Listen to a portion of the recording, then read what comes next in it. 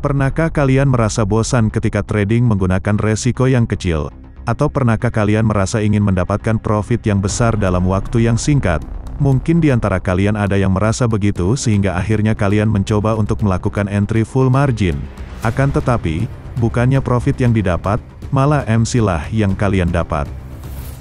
Hal tersebut dapat terjadi sebab kalian melakukan entry full margin berdasarkan emosi semata tanpa strategi yang jelas. Sebab sebenarnya kita dapat melakukan entry full margin dengan tetap menjaga resiko.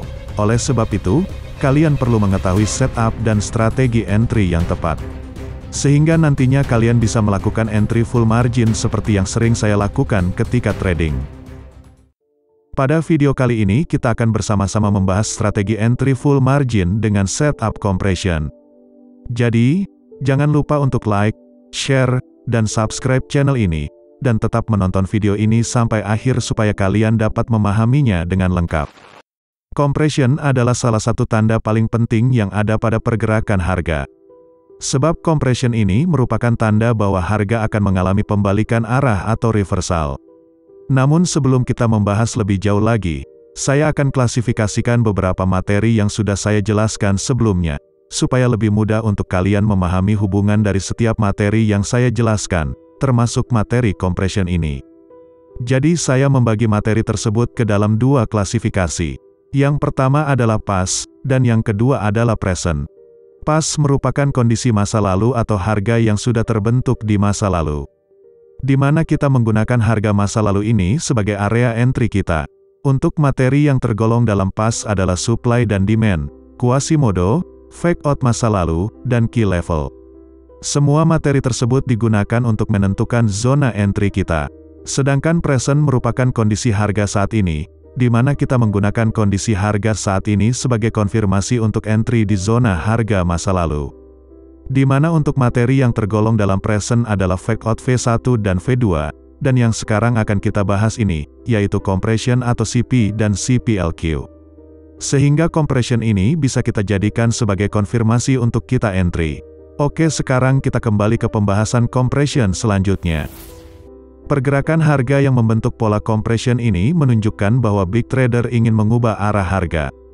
Ketika harga bergerak naik, mereka akan mulai melakukan entry sell dan mengambil order buy yang berada di zona demand di bawahnya sebagai likuiditas. Sehingga nantinya ketika mereka menempatkan order yang besar di zona supply, semua order buy di bawahnya sudah dikonsumsi, dan harga akan dengan mudah untuk turun ke bawah menuju ke asal mula area compression. Untuk lebih mudah memahaminya, mari kita lihat ilustrasi berikut. Jadi pertama di sini saya beri contoh compression untuk sell. Misalkan kita ada sebuah zona demand, kemudian harga bergerak ke bawah menjemput order buy di zona demand dan menyebabkan harga kembali bergerak naik ke atas, sehingga secara otomatis order buy di zona demand tersebut sudah dikonsumsi. Yang mana itu artinya order buy limit yang berada di zona demand tersebut sudah kosong, sehingga zona demand tersebut dapat dikatakan zona demand yang sudah tidak fresh.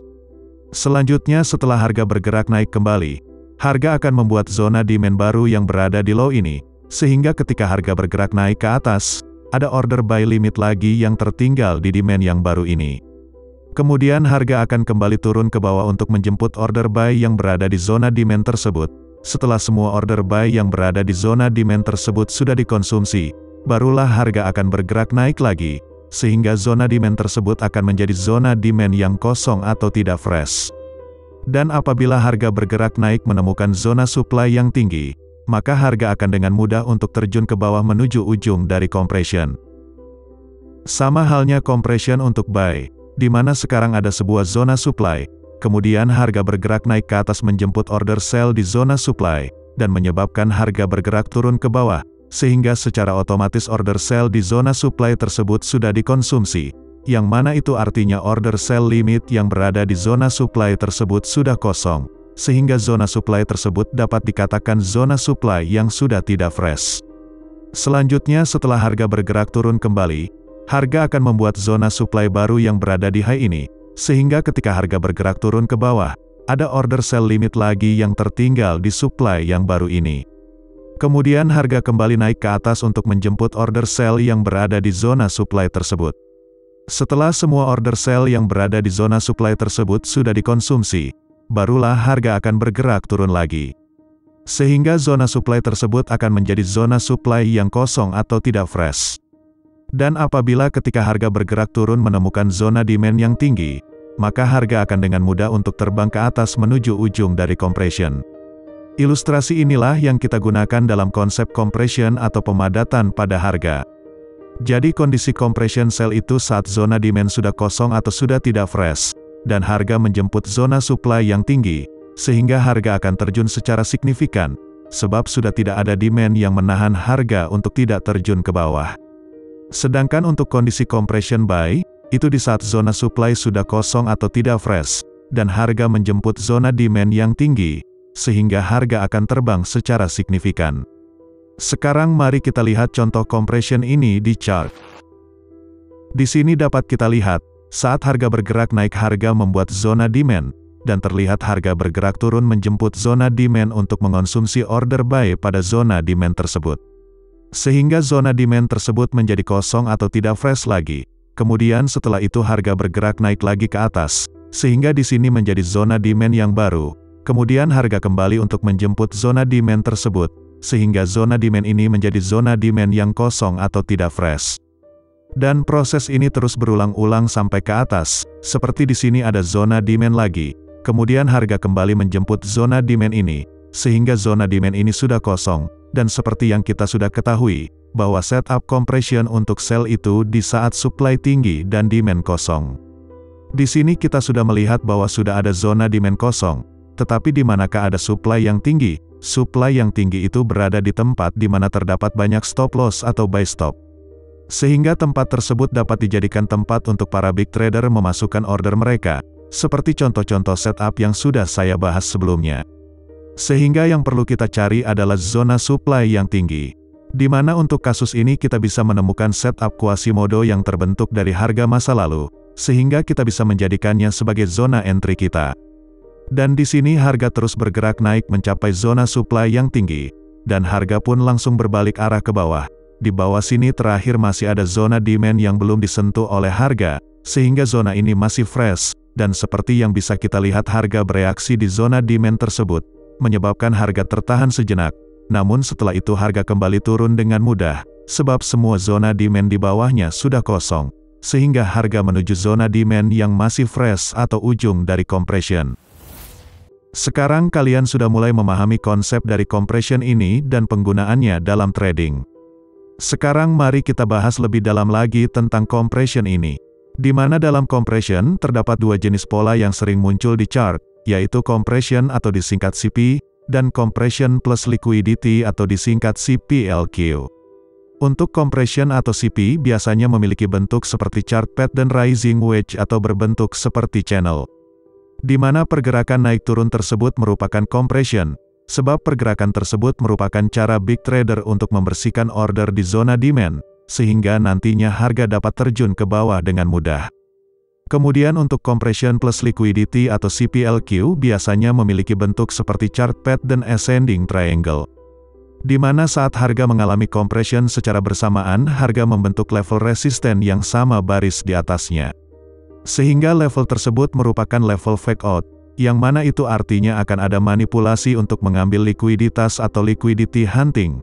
Oleh sebab itu dinamakan compression plus liquidity, atau CPLQ.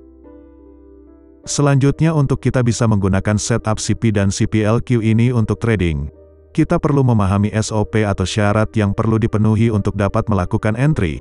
Jadi SOP untuk CP dan CPLQ sell. Yang pertama, semua demand harus sudah kosong. Kemudian yang kedua, sudut kemiringan trennya harus landai di bawah 45 derajat.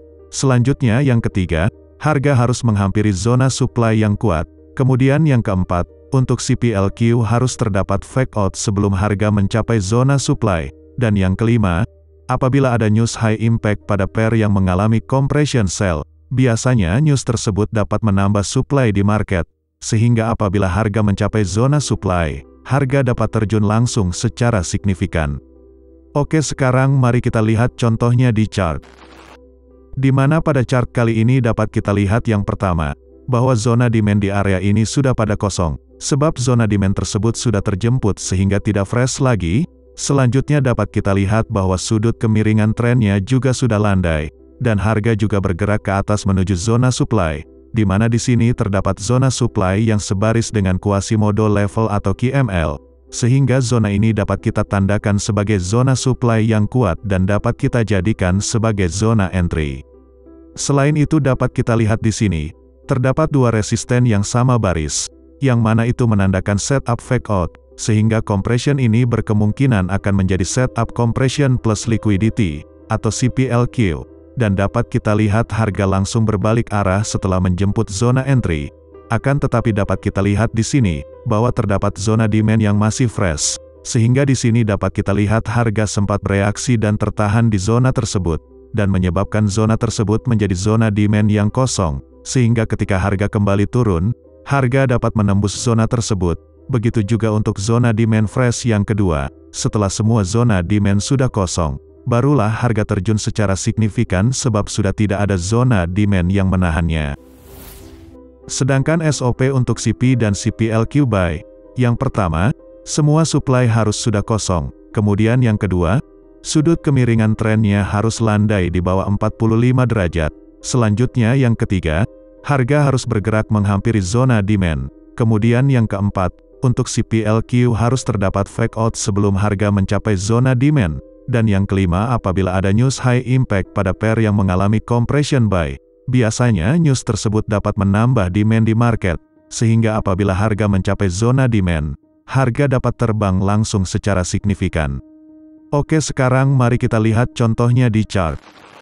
Di mana pada chart kali ini dapat kita lihat yang pertama, bahwa zona supply di area ini sudah pada kosong, sebab zona supply tersebut sudah terjemput sehingga tidak fresh lagi. Selanjutnya dapat kita lihat bahwa sudut kemiringan trennya juga sudah landai, dan harga juga bergerak ke bawah menuju zona demand, di mana di sini terdapat zona demand yang sebaris dengan Quasimodo level atau QML, sehingga zona ini dapat kita tandakan sebagai zona demand yang kuat dan dapat kita jadikan sebagai zona entry. Selain itu dapat kita lihat di sini, terdapat support yang sama baris, yang mana itu menandakan setup fake out, sehingga compression ini berkemungkinan akan menjadi setup compression plus liquidity, atau CPLQ, dan dapat kita lihat harga langsung berbalik arah dan bergerak ke atas setelah menjemput zona entry.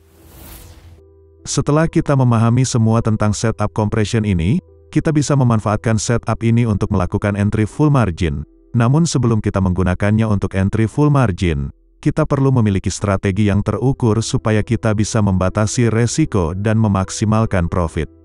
Di mana yang pertama perlu kita siapkan untuk melakukan entry full margin adalah membuka akun perang atau akun kecil untuk entry full margin, sebesar 100 USD atau nominal berapapun yang kalian mampu, yang jelas nominal tersebut sudah siap untuk hilang. Kemudian yang kedua, pilihlah leverage yang lebih besar dari 1:1000.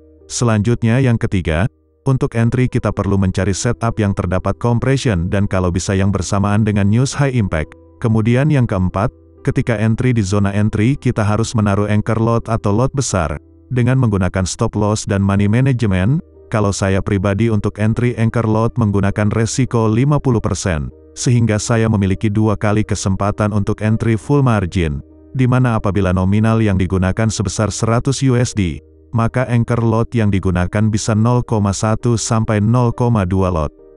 Setelah entry anchor lot, selanjutnya yang kelima, kita memasang pending order sell stop secara layer atau berlapis di bawah entry sell, atau pending buy stop secara layer di atas entry buy, dengan lot sebesar 0,01 sampai 0,02 untuk akun 100 USD. Untuk menaruh pending order secara layer kita bisa melakukannya secara manual, atau jika ingin lebih mudah kalian bisa menggunakan script yang bisa kalian download di deskripsi. Kalian bisa mengatur berapa banyak layer yang kalian inginkan, bisa 30 atau 40, atau berapapun sampai ke take profit kalian. Di mana tujuan kita menggunakan anchor lot dan juga pending order secara layer adalah untuk memaksimalkan penggunaan leverage, di mana dengan cara tersebut kita bisa menggunakan margin yang banyak. Sebab anchor lot berfungsi seperti jangkar untuk menjaga margin akun trading kita supaya dapat menahan floating dari entry layer yang kita lakukan, dan itu juga bertujuan supaya kita bisa melakukan entry layer dalam jumlah yang banyak, yang mana nantinya apabila kita loss kita akan kehilangan saldo kita sebanyak 100%, sedangkan apabila kita berhasil mencapai take profit, kita bisa mendapat profit 200% atau lebih dalam sekali entry. Sehingga kita entry dengan risk reward yang baik, yaitu 1:2 atau lebih dengan manajemen resiko yang sudah kita tentukan sejak awal. Oke, sekarang mari kita lihat contoh trading full margin yang saya lakukan. Pada chart kali ini kita berada di pair USD JPY, di mana dapat kita lihat bahwa harga sedang mengalami compression, dan terlihat ada zona supply yang sebaris dengan Quasimodo. Selain itu juga ada fake out V1 sehingga compression ini menjadi setup CPLQ, dan kita bisa melakukan entry ketika harga mencapai zona entry. Setelah beberapa saat akhirnya harga mencapai zona entry dan kita langsung melakukan entry untuk anchor lot, dengan stop loss di atas dari zona entry kita. Sebelum kita menaruh pending order sell stop secara layer, kita perlu melihat bahwa di bawah sini masih ada zona demand yang masih fresh, sehingga kemungkinan zona tersebut dapat menahan harga untuk turun. Oleh sebab itu kita menaruh pending order sell stop secara layer di bawah dari zona demand tersebut, karena apabila harga berhasil menembus zona demand tersebut, maka harga akan terjun ke bawah menuju ujung dari compression atau demand yang fresh. Dan seperti yang bisa kita lihat, harga langsung mencapai take profit setelah berhasil menembus zona demand yang masih fresh tadi. Meskipun strategi ini bisa digunakan untuk mendapatkan profit yang besar dalam waktu yang singkat, tetap saja strategi ini memiliki resiko yang tinggi. Oleh sebab itu, strategi full margin ini hanya boleh digunakan apabila kalian sudah benar-benar menguasai setup compression. Jadi jangan langsung mencoba untuk entry full margin hanya karena sudah memahami materi compression yang saya jelaskan. Kalian perlu berlatih dengan melakukan backtest dan forward test terlebih dahulu, sehingga nantinya kalian dapat entry dengan lebih confident dan sabar. Dan setelah kalian mendapatkan profit dari akun perang ini, kalian bisa ambil beberapa profitnya dan masukkan ke akun utama kalian yang menjaga money management dengan resiko yang kecil, sehingga akun utama kalian pun juga semakin cepat untuk grow-nya.